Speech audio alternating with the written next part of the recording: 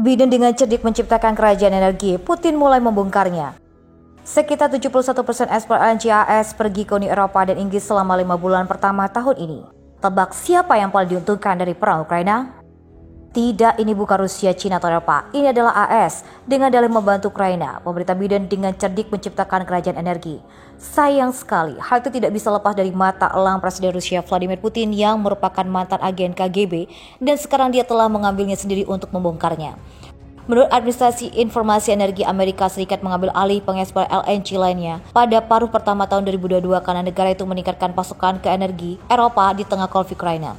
Dibandingkan paruh kedua tahun 2021, ekspor LNG meningkat 12% menjadi rata-rata 11,2 miliar kaki kubik per hari pada paruh pertama tahun ini. Ekspor didorong oleh peningkatan kapasitas ekspor LNG, kenaikan harga dan permintaan terutama dari Eropa. Sekitar 71% dari ekspor LNG AS pergi ke Uni Eropa dan Inggris selama 5 bulan pertama tahun ini. Itulah seberapa besar pasar LNG Eropa bagi AS. Jadi pada dasarnya, monopoli AS di pasar Eropa tidak terbanding dengan tidak memiliki penantang. Ada laporan bahwa harga ekspor LNG mungkin dengan mudah memecahkan rekor tertinggi sebelumnya di 69,955 per MMBTU. Karena unitas Eropa kemungkinan akan merebut untuk mendapatkan cukup gas alam untuk dalam puncak pengiriman musim dingin berikutnya. Kita telah menyaksikan bagaimana Eropa berjuang untuk keluar dari cengkraman AS dan menjadi terlalu bergantung pada gas LNG AS tentu bukan jalan ke depan untuk itu. Di tengah-tengah ini terjadi pergolakan yang sangat signifikan. Hal ini secara langsung akan menentang monopoli AS atas ekspor LNG ke Eropa. Gazprom mengonfirmasi awal bulan ini bahwa pipa Nord Stream 1 akan ditutup secara permanen. LNG adalah bahan bakar yang sama yang mengalir melalui pipa dan gas tetapi didinginkan menjadi bentuk cair untuk memfasilitasi transportasi dengan truk atau kapal. LNG jauh lebih mahal daripada gas perpipaan karena prosedur untuk mendinginkan gas serta infrastruktur yang dibutuhkan untuk pengiriman. Meski harganya lebih tinggi, seperempat LNG yang dikonsumsi Eropa berasal dari AS. Peningkatan tajam dalam impor LNG AS ini merupakan bagian dari pola yang lebih besar dari peningkatan tajam ekspor LNG AS dalam beberapa bulan terakhir dengan tujuan di seluruh dunia. Jadi, mengapa profil menjadi termahal LNG? Penting jika Eropa sudah bergantung pada LNG, karena Rusia sekarang akan memuat gas ke kapal dan mengekspornya ke konsumen di pasar Eropa dan di tempat lain. Selain itu, LNG AS perlu menyeberangi Atlantik untuk mencapai Eropa. Akibatnya LNG yang disediakan oleh Rusia mungkin akan jauh lebih murah daripada gas yang berasal dari AS. Pesaing langsung harus dihilangkan jika ekspor LNG AS ingin mempertahankan daya saing mereka dalam jangka panjang dan untuk memperkuat dolar AS. Namun langkah-langkah ini tetap hampir pasti akan menyebabkan ketidakpuasan yang meluas ketika Eropa mendekati bulan-bulan musim dingin yang dingin dan harga melonjak memberikan beban yang luar biasa pada UI. Jelas, keputusan AS untuk membatalkan Nord Stream 2 didentifikasi oleh fakta bahwa ia tidak dapat mempertahankan keseimbangan harga dengan gas Rusia yang dikirim ke Eropa. Pada akhirnya UE akan mempelajari pelajaran yang sangat pahit. Dan dengan satu langkah ini Rusia tidak hanya akan menantang kekaisaran LNG Biden.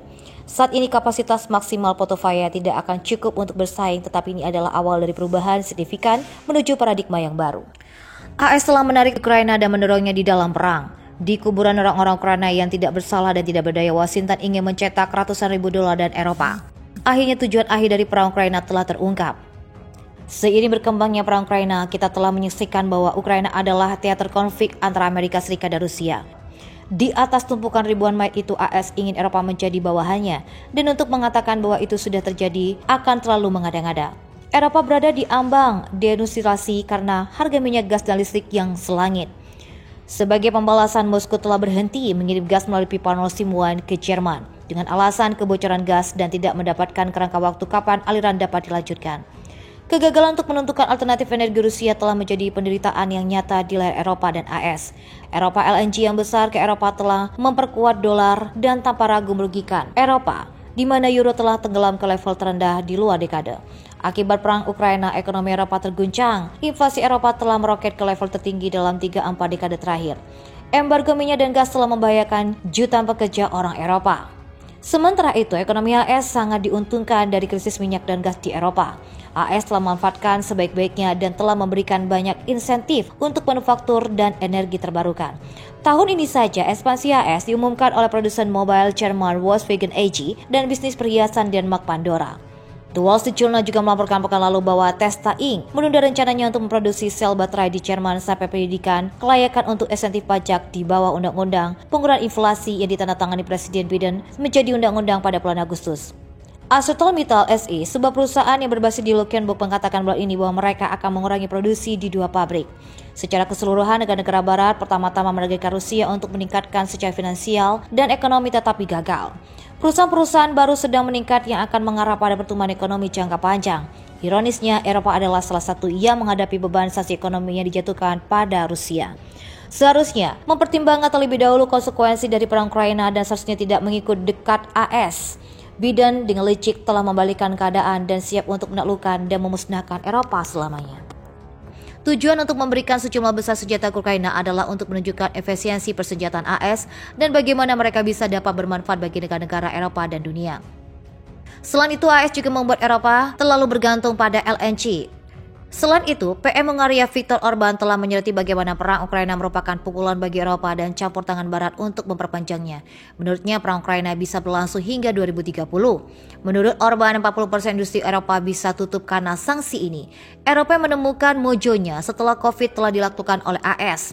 US harusnya tahu betul bahwa memainkan mitra junior di dunia yang didominasi AS ini hanya untuk mengarahkan pada penaklukan dan pemusnahan total. Kesimpulannya, bukan keadilan dan kebebasan, tetapi keserakahan Zelensky dan rencana jahat AS untuk tetap menjadi negara adidaya adalah tujuan sebenarnya dari perang perkepanjangan ini.